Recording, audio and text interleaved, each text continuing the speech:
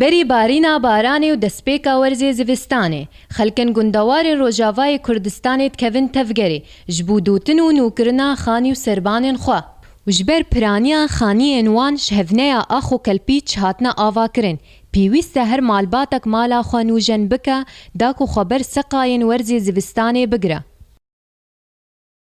والله خالو از دودانت کم و تیمت بینی و هر پاییز چقا وقت زوستانت تی ام بانه خود دوین و جبر باران دلوب نکه تفهم کر وقت دلوب که بانه ما حمیو بین خواره و ام مجبور بدین ام خوشوی حالی خلاص او انا هات بینی باران دی ورد زوستان دی و باران و تبینی هم سری بانات دوین و ام چپ که خالو والله اف متقدی ام شغل ما گنده ولیا Di salên borî de efkar bi hesanî gundiya dibir serî.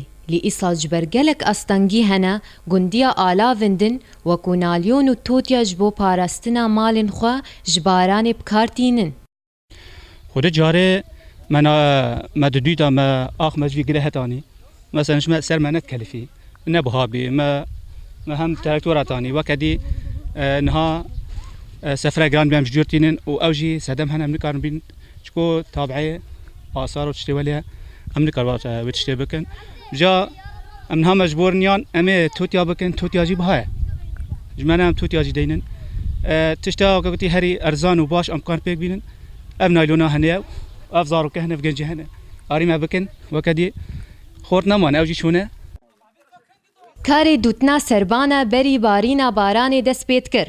Lê îsal ji ber piraniya xortên gunda koçberbûna û tenê li her gundekî çend xort mane, lewma kar bi zorê ve naçe.